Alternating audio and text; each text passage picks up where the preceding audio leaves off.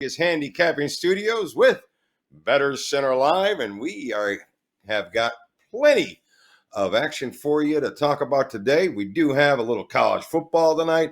We have a little bit of the Major League Baseball playoffs. We have college football tomorrow night. We got a couple games for Saturday we're going to talk about. Big games, too. Finally, some big games in college football coming up, especially with the Georgia game this Saturday. So we're going to talk a little bit about that when Georgia faces off against Alabama and their head coach, Nick Saban. Obviously, you probably know, but if not, he has tested positive for COVID. So that game got steamed. Everybody jumped on Georgia after that announcement. And in case you didn't watch the show yesterday, but if you did, hopefully you took advantage of Paul Bovey gave you the Chicago Bears yesterday as an early look, and that line steamed on the Bears as the game went from -3 down to a pick'em. So guys, you got some good information coming out of Bettor Center Live, so please do everybody here a favor. Show a little appreciation. Give us a little subscribe at the bottom. Show a little bit of love and either subscribe on Facebook or YouTube. And we will get you this information as soon as possible. Think about that right now. You'd have the Bears at +3. And now, at worst, you got to pick them. Or even, you got to pick them. So you got a nice fat middle with a key number there. So kudos to you, Paul Bovey. Thank you for bringing that. Look forward to you coming next week. But let's get to the guys that are with us here today. And let me introduce you the fearsome twosome, and that is Chip Chirimbus and Ross Benjamin. Good morning, gentlemen. Morning, Louie. Good morning, Louie. You look great, Chip. By the way, I love these outfits you're wearing the last 2 days. It makes me feel like a peasant. Fashion consultant, which is really helping me. Yeah, definitely stepping up the game there, Chip. And listen now, Chip, I want to publicly apologize to you. I stepped over you on that yesterday when you're trying to cover up with Cusimano over there. My bad. Yeah, I don't play well with others sometimes, guys. I apologize. But we shall move forward. And thank you for accepting my apology, which you did yesterday, Chip. And let's move forward and start making some money. Let's talk about this college football game here tonight. We'll start right there with Arkansas State, and they are at home playing Georgia State, the Panthers of Georgia State. The total opened up at 72. I'm getting, or 70, now it's 72.5. So, but it's really no movement there. Not too much movement on the side. Arkansas State did go from 3.5 down to 3. So that is a critical move, but it didn't do much. Just a little touch on Georgia State. Now, Georgia State comes into this game without very good numbers. 6-13-2. Their last 29 conference games. They are 2-7-1 versus a team with a losing record. 2-10-2 on the road. So the numbers are not favoring, at least the trends, Georgia State. Little bit of positive stuff with the Red Wolves. 4-1 their last 5 overall. 5-1 on Thursday. Numbers are telling us a little bit of Arkansas State. How about you, Ross? Are you going to tell us something here? Yeah, I'm not sure if I'm going to use this game tonight. I'm going to look at it further. But again, folks, just because the game's on a Thursday night doesn't mean you have to bet on it. Okay, sometimes the best bets are no bet at all. Okay, this is a game. If I put it on a Saturday card, would I use it? That's how I'm going to look at this. Having said that, Arkansas State's got a pretty good history of in conference play at home. So that's number one advantage. Number two advantage is that the public is probably going to be on Georgia State tonight. That's my estimation, because Arkansas State's coming off that blowout loss, I think, against Coastal Carolina, right, Louis? Or Liberty, one of those teams that are playing real well right now. In any event, they got blown out. What team is going to show up? The Arkansas State team that went on the road to Kansas State and knocked off Kansas State as a double-digit underdog, or the one that got blown out last week? Georgia State put up a real good fight against nationally ranked UL Lafayette. As a matter of fact, they blew a 17-point lead in that game and lost by 3 in overtime. You're right, Louis. They've had a history of ineptness on the road. So just by going with the strong home field against a team that's really not had a lot of success on the road, albeit they did knock off Tennessee on the road last year, you would have to give a slight advantage to Arkansas State. And like I said, I don't like betting with the public. They're right on occasion, but most times than not, it's the books that come out on top when it comes to a heavily bet side. I got a feeling that's going to be the case tonight. Back to you, Louis. All right. Last week, it was Central Arkansas. They blew out at 50-27. And easy No, I'm covers talking about 15.5. Arkansas State. All right, the week before, I think they got blown out, or no? Am I Oh, yeah, wrong? they got blown out by Coastal Carolina. Then they rebounded. Yes. Yes, 52 Yeah, to that's what I was 23. My referring bad. Yes. to. Yeah. Yes, and they rebounded against a inferior opponent. So what are your thoughts here, Chip? What are you thinking? Anything on the game here tonight? Well, I'm like Ross as far as this game is concerned. If it was on a Saturday, we wouldn't have any part of it. I passed on the game tonight, particularly. When I first saw it, I realized Georgia State's conference record is so weak that I started gravitating toward Arkansas State. But, this team's name has come up twice, came up yesterday. We talked about Coastal Carolina. They played Stanford. Campbell. This team can play football. I saw them last night. I was very surprised. They were physical. And I think the fact that one of these teams got beat by them doesn't bother me at all because that's a really good football team. I would lay it before I take it. It's not a game I'm going to use. But like I said, what I've learned about Coastal Carolina was quite surprising yesterday. All right. I think you got a little bit of a play on the over here tonight. Everybody's looking for a little action. Everybody knows you want to give out a little pick. So I'm going to just give out a little pick on the game. I'm not going to really tear it into it or anything like that. I believe the over may have a little bit of an edge. You got two teams that have been playing over this season, 4-1 to the over and 3-2 to the over. So just trending that way. But Georgia State comes in 5-1 to the over their last 6 as an underdog. But not much after that, 17-6 to the under following a straight up win. And they do have some undering numbers, but head to head, when they do get together with Arkansas State, the game does tend to go over 4 of the last 5 head to head. And Arkansas State, 6 out of the last 7 have gone over. And I just feel that there's probably a little bit of an edge for a little beer can action today with the over. It's a high number, but I wouldn't play it under. I'd play this one over the 72. All right, let's get into a little bit of Major League Baseball here tonight. Now, Tampa and Houston have yet to decide on a pitcher, so we really don't have too much to go on besides there's a line out there of $1.35 or $1.37, $1.38 with Tampa Bay, and the total is 8.5. I know it's tough to make a call or pull the trigger without the pitchers, but do you have anything you can offer us today on the game, Chip? Well, I imagine that Dave Cash is going to use his all staff today. Every pitcher is going to be available, and I'm wondering if he's going to start Blake Snell. If Snell gets the start, he started game 1, I have a tendency to want to like Tampa Bay here to end the series. But Houston's got their backs up against the wall, and we have to find out if Altuve is going to know what pitches are coming so he can field ground balls or not. At the plate, he's been okay. Of course, he cost them a big game in game 2. But right now, this is a tough call without knowing what the pitchers are. We said that Tampa Bay's the favorite here. Houston's got their backs against the wall. I'm actually going to post this game after the show. So there's really not too much I can give you here. All right. So there you go. Go to chipwins.com so you can get some information once he gets a little more solidified on this game. But anytime, get out there, give him a little bit of look, give him a little bit of love. He's providing some great information every day. Now, Dusty Baker has been, there's a little slogan, or I guess the buzz statement is, we don't want to go home. We are not ready to go home. Is Houston ready to go home? What are your thoughts? You know what? I need more information, Louis. You know what I mean? I can't intelligently comment on a game.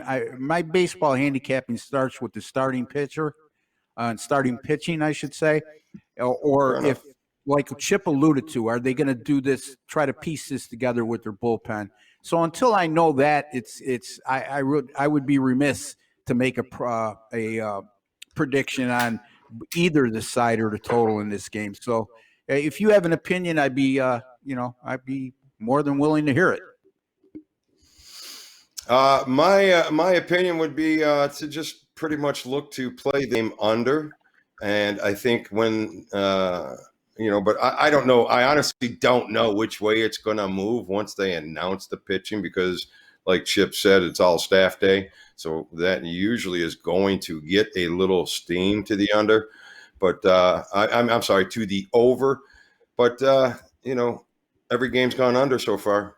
I don't see it's going to change here today. So I would say there's a little bit of an edge on the under. That being said, let's get to the other game where we have a little bit more information. We got Kershaw on the mound for the Dodgers after day off yesterday. Now, Wilson is pitching for the Braves. Kershaw opens up $2. He gets a little steam up to the 220. Game opens up 9.5. They steam it under because Kershaw at 9.5 is pretty much unheard of. So, Chip, I know you're not big on Kershaw in the playoffs. Is this going to be a spot for them to keep a little vibe rolling to get themselves tied up? What are you thinking?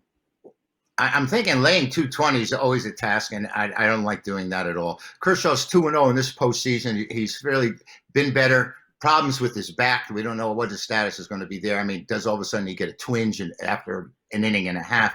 But, this Atlanta Bryce Wilson is only his sixth. He started 6 times, his 7th start in the major leagues, never gone more than 5 innings. And it's amazing that the Braves have, in 9 playoff games, have started 6 rookies. And here they are fighting once again. Heavy action on the Dodgers, which we anticipated. And, LA got that wake-up call. We've talked about baseball mojo. They hadn't scored runs for a game and a half, and all of a sudden they have 22 runs in the last 6 at-bats. The Dodgers are starting to put the bat on the ball, and I think this game probably should go over, even with Kershaw, who has a history of giving up runs in playoffs. So I'm not going to lay 220, but I'm afraid to play a rookie starter for the Braves. Yeah, it's a tough call here for me today as well. And I got 11 runs last night in the first inning. Are they going to be awake is a big question. Let's see what Ross's thoughts are. What do you think, Ross? Well, I mentioned yesterday that I thought that LA would, the Dodgers, are going to be able to carry momentum over from the night before when they finally broke the code on the Atlanta bullpen and scored, I believe, 6 runs in the top of the 9th, and they just fell short in an 8-7 loss. And lo and behold, they took that 6-run 9th the day before, turned it into an 11-run first the following day. There's no way I'm going to lay 220. And even when looking at the run line, it's minus 155 or thereabouts. I don't even like laying 155 on the money line. As a matter of fact, I rarely do. Chipper does make a good point. 9.5 is a pretty high number with Kershaw. And what that tells me is 2 things. Kershaw, the books aren't 100% certain that he's healthy, or they don't think he's 100% healthy. And number 2, they don't have a lot of faith in Bryce Wilson as well. And number 3, if I could add a third option there, is what Chip just mentioned. The Dodgers are starting to hit, and that's a scary notion. So if I really was to make a pick at this particular moment in time, I would look for a reason to use the over. But going back to Kershaw struggling in the postseason, a regular season lion, a postseason lamb, he's certainly not been that this year. He's had 2 very, very good outings in the postseason. So at this particular moment in time, Louis, it's a very difficult call for me in terms of what I'm going to do with the total, because the side is, there's no way I can make a rational case for Atlanta, and I'm not laying the kind of numbers they're asking me to do on the Dodgers. Yeah, this is absolutely a tough scenario because you really don't know about Kershaw. I mean, he wasn't well enough yesterday, but today he's well enough to do it.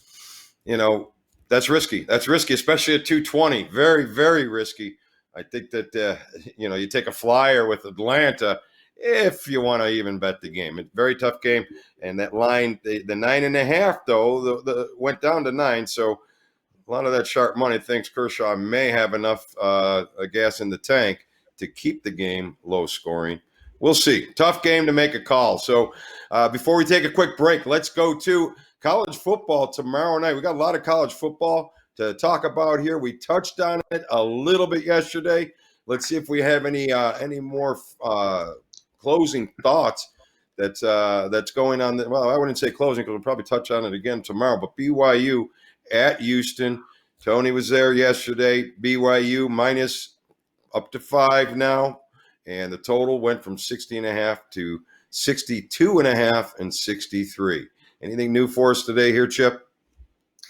Well, I've learned that the COVID virus has Tony Cusumano at the wrong site. But this game is going to be played in Houston. It's been transferred from Utah, of course.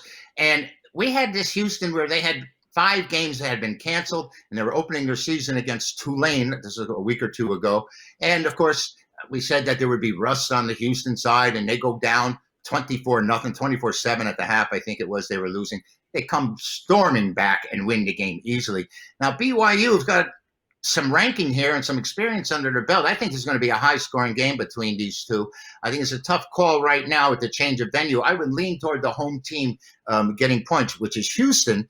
And BYU on the road, plus the fact with all these changes, we mentioned it yesterday, we hit on it, the attitude of these players, having a practice routine different and venues being changed continuously, if it hurts their concentration.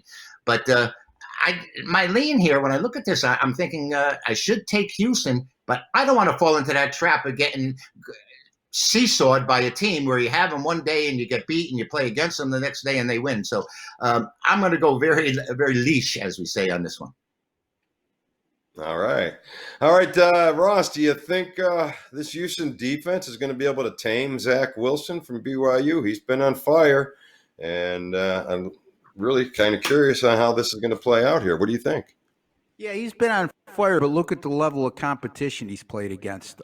That's Agreed. one thing we need to look at. I mean, BYU, very impressive resume so far, but the strength of schedule doesn't lend itself to having a lot of confidence laying points on the road. Yeah, they came up big against Navy, but we knew, first of all, Navy, this is probably the worst team they've had in the last decade. Secondly, they weren't prepared to win that or play that game with no contact during practice. Houston, good point, Chip. They had several games canceled. They opened up last week against a team that had already played 3 games in Tulane. They were rusty early, 24-7 at the half, but they showed their wares in the second half. They got their sea legs, and they really blew them out in the second half. Very experienced Houston team, too.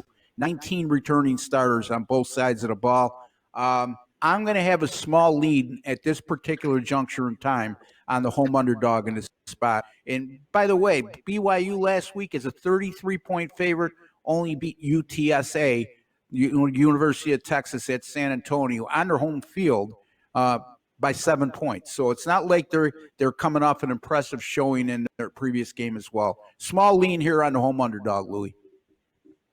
All right, small lean on that home dog. I'm going to give a small lean on that over. I do believe that even though the competition has been a lot less, quite inferior than the Houston opponent this week, I believe that BYU will still be able to muster up the points. Houston being at home, I'm sure going to put the points on the board. The over is 13-3 for the Cougars following an ATS win. So I will lean on that over tomorrow night. So we are going to be right back because we got a lot of college football, so you need to stick around. Got a lot of college football and NFL to talk about going into this weekend. Get an early look here. Stick around. We'll be right back in about 10-15 seconds.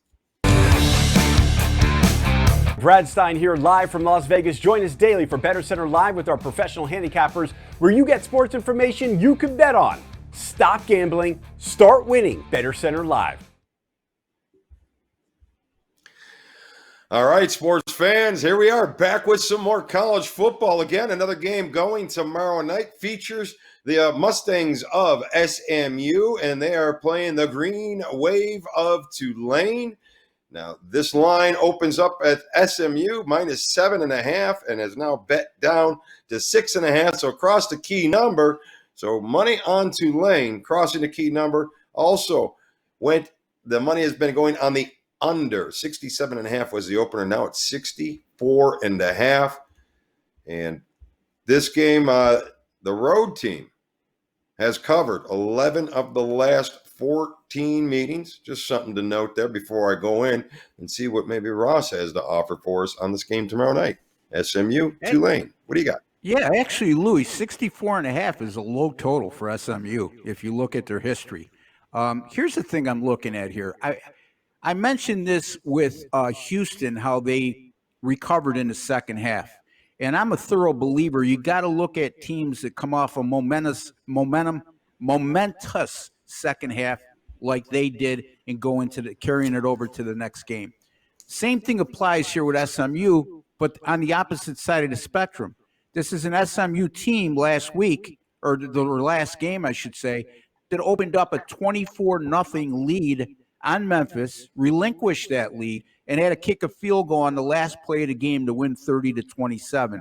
So that lack of momentum might carry over here on the road, especially coming off playing a game against Memphis, who's a perennial power in the AAC. And Tulane, yeah, they're coming off that poor second half against Houston in their previous game. But this is a team that could frustrate SMU. SMU is not a great defensive team. I believe Tulane can run the ball effectively. I think they'll run the ball very effectively in this game. And in doing so, control the time of possession and limit the offensive possessions for SMU. I have a small lean here, again, on the home underdog. Nice. I like them home underdogs with the lean, but I don't know if I'm riding with you. The Green Wave, 2-10 on Friday games. I'm sure you caught that, Chip, right? Well, I just remember that discussion we had when SMU was going to Memphis for their first game, and how the line had varied, and I wasn't Memphis going to SMU, I think it was. But regardless, Memphis had beaten them 6 straight times. And Ross had pointed that out to me because I questioned why the line where it was. And all of a sudden there was a turnaround. That was a wild game with SMU getting that big lead and Memphis coming back and then SMU scoring at the end. That had to be an emotional roller coaster for him. This game, like Ross had said, Tulane got off to a great start against Houston and then sort of fell apart in the second half as the talent took over of the Cougars. But I think Tulane's in a pretty decent spot here with SMU coming at the favorite and Tulane having that game under their belt, a little bit more experience, shall we say. I'll take the Green Wave here. If this game was on Saturday, like Russ has said before, it'd be very questionable as to whether we'd be using it. But on Friday night, we're going to have to make a decision to use either both of these games or, one side or another. But, one other comment.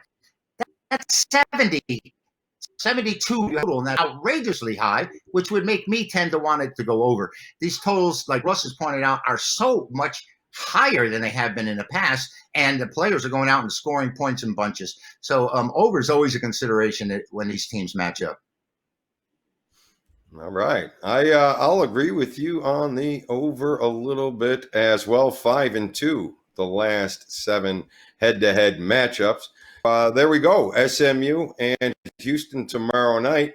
Now let's get into some Saturday action where we got Alabama playing Georgia. We got Nick Saban coming down with COVID. We got a major line move when Alabama opens up 7.5 down to 4. Coaching 3.5 points. Am I missing something here, guys? Ross, you got anything on that? Yeah, I think that part of that move, Louis, I agree with you, is the Saban factor, but I also think most of it is the sharp money coming in on Georgia. Look, if you look inside the numbers here, Georgia matches up very well here. This is not the Alabama defense that we've seen in recent years. Clearly. I mean, they've given up over 30 points a game and close to 480 yards per game in total defense, okay? They're going to be facing a Georgia team. In my estimation, I'm going to go out on a limb. As of today, there's nobody close in the country right now as good defensively as Georgia is. And they're going to give Alabama fits. Now, are they going to hold Alabama to 12 points like they've been allowing? No. Alabama's going to get their share. But we often hear the term complementary football. And Georgia is textbook in that regard. I already mentioned 12 points per game and 236 yards allowed per contest thus far. I also want to bring to the listeners' attention that they're averaging 36 points per game and averaging over 400 yards of total offense per game. And more importantly, okay, which I think is going to be a key component for me making this pick, is Georgia is averaging 35 minutes, over 35 minutes in time of possession per game. And I think they're methodical. They got a quarterback that doesn't make mistakes. He's not flashy. They take what the other defense is giving them, and they're balanced offensively. And I just think this looks to me like a game that Georgia, if they're ever going to win in Tuscaloosa, this is going to be their opportunity. So as of this moment, right now, Louis, I like the underdog in this matchup, and I'm not thoroughly convinced, like we alluded to, that this whole 3 points is due to Saban.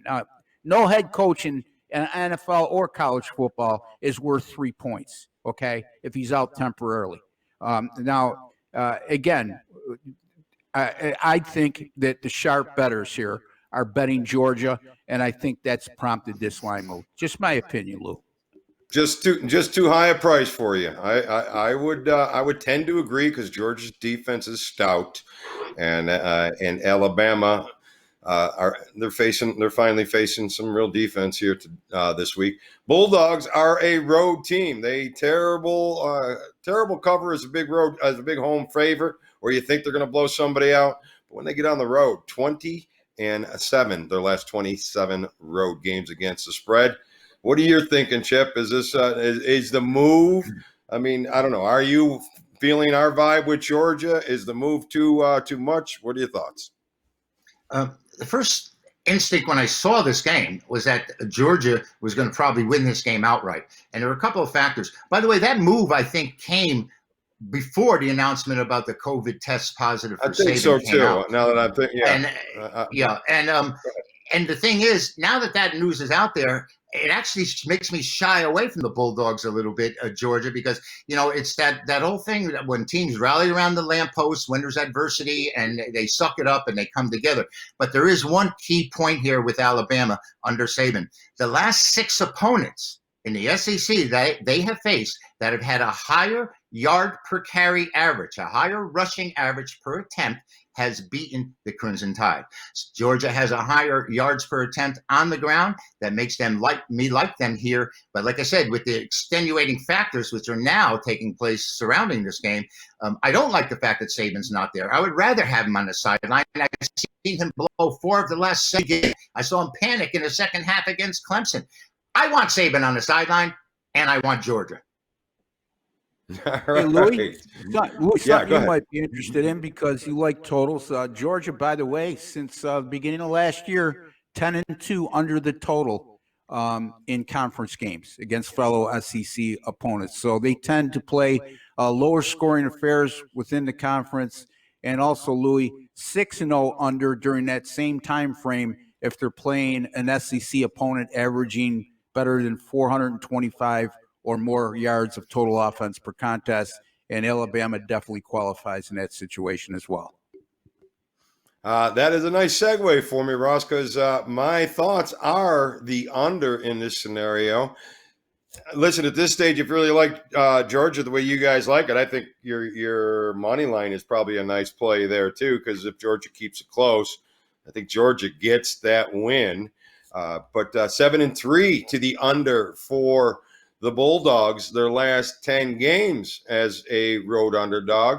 9-1 to, like you said, you mentioned the under in the conference games. 9-1 their last 10 games to the under.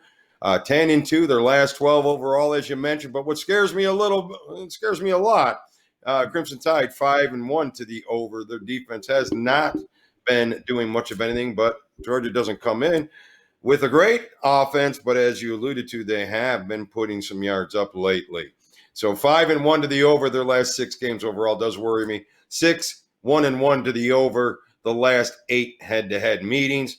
But if I could take those out, this would be a huge underplay because you got a high number for this game. So, which means it smells with that total up there at What the hell's that total? 56.5 on a Georgia game. Damn, that's a high number. How do you not love it under? Playing Alabama. Simple as that.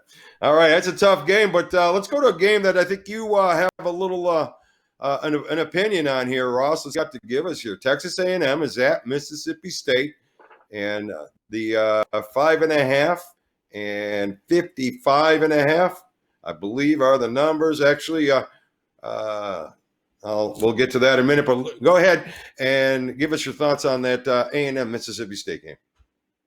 It's like, yeah, I'm sorry. This again, this looks like a public perception play. The public has a short memory. Texas A&M is coming off an upset win at home last week over Florida. The week before they played Alabama. So in the last 2 weeks, they played the then number 2 team in the country and then number 3 team in the country. Now they're going on the road as a favorite against a team that's lost 2 games in a row and not look good in doing so. Now, looking inside the numbers, Mississippi State is 1-2, but they've outgained all 3 of those opponents. They got away with 4 turnovers in their opening win against LSU because KJ Costello just went off with over 600 yards passing. The last 2 games, they've turned it over 10 more times. That was a key component. I mean, you look at the Kentucky game last week, and it looks like Mississippi State got blown out by looking at the final score, 24-2. But you know what? They held Kentucky to 157 yards of total offense in that game. This is a pretty good Mississippi State defense. And I think that that's going to serve them well as a home underdog in this spot. And if they could stay away from self-inflicted wounds, I just can't believe they're going to continue to turn the ball over at the pace they are. And I just can't believe, Louis and Chip, and I'd be interested to hear you guys' thoughts, that after playing Alabama and Florida with the high rankings those 2 opponents had, how could they match that intensity level emotionally and be ready to play this game against a team on a 2-game losing streak, Mississippi State, that really doesn't have the brand name as the previous 2 programs they just played? So I think this is a real danger spot for Texas A&M, Louis. Okay, I kind of like the way you're thinking there. What about you, Chip? You agree, disagree, or anywhere in between? Well, I love this matchup to start with, and it's off of the fact that last week I had told everybody all week, including Ross, that I thought Texas A&M was the play of the year in the SEC. Now, they started that game at noon Eastern, and I don't put games of the year on noon Eastern games, so I downgraded to a SEC game in a month. Texas A&M beats Florida outright. Now, as Ross had said, you're expecting this team, which comes up with an upset at home after playing Alabama the week before, to go to Mississippi State, who's off 2 straight losses. I think it's a setup for the Aggies to really take a beating here and get slapped around. I think Mississippi State is the side, and I think this is another big game release. All right. I will agree with both of you here with Mississippi State. As you know, wait a minute. Wait, I want to revise my opinion. Take this. I want you to say that again, Louis. Say it one more time. I want to hear it again. I will agree with both of you here today. I am alive. Okay. I have a reputation to hold. I don't play well with others. And why am I playing well with you guys right now? You got some good information there, guys. You're right. This looks like the spot for A&M to be flat. Mississippi State, they nipped me a couple times the last 2 weeks as I tried to jump on their train. But I didn't hit them hard. But I think I get my money back this week with Mississippi State as well. So that being said, gentlemen, thank you for finally seeing things my way. Well, Louis, we were 4-1 against you, and you had that big San Diego LA Charger play for a winner. That's right. And we were losers. Right. So you don't play well with others, and that may be to your benefit. Well, some days it does. Some days it is. So I'll take it when I can get it. No doubt about that. So, all right, guys, that being said, we're not going to have time to go to the NFL picks. We're going to do that tomorrow. We're going to come out with a lot more college football action for you tomorrow. So let's close it out, guys. What do we got? Most interesting play of the day. Chip, what do you got? Well, I think the interesting play has to be this Tampa-Houston game where we're not even sure who the starters are, almost up to game time. And that is, like Ross said, that's such a key factor when you're determining the outcome of a baseball game.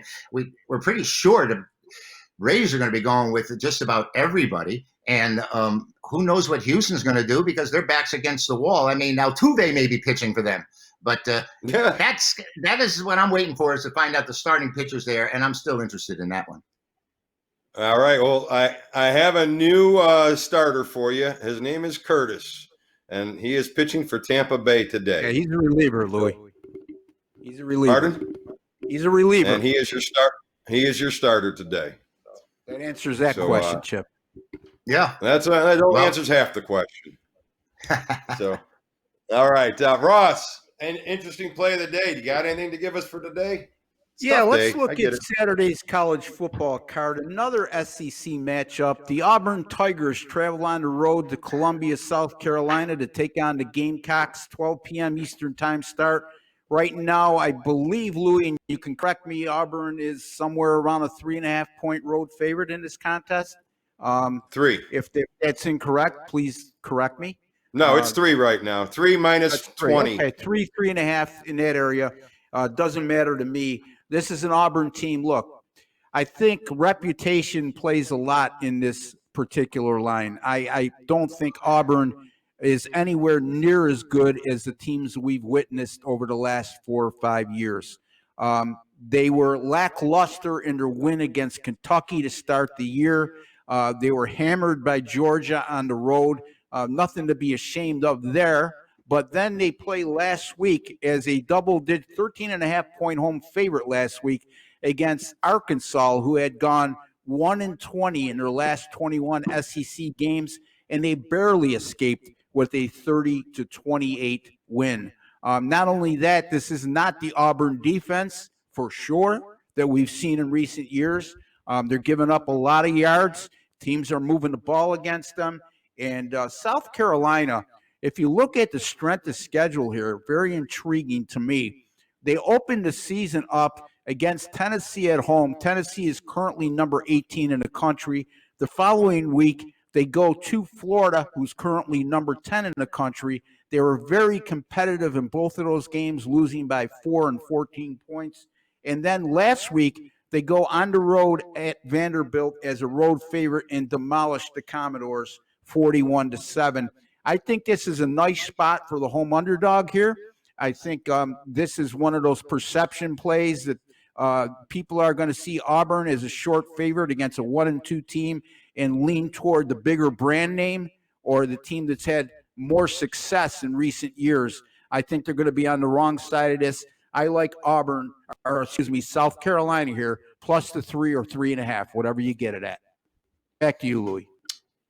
All right. So South Carolina, a nice little home doggy, thinks it's going to bark tomorrow from Ross. Thank you very much for that detailed analysis, very in-depth, and hopefully it'll be exactly on point.